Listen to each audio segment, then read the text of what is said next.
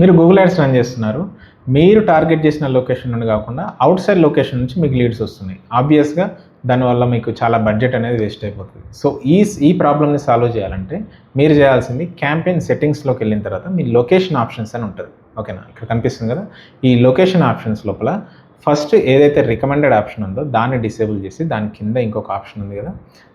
ఆ ఆప్షన్‌ని మీరు ఎనేబుల్ చేసుకోండి.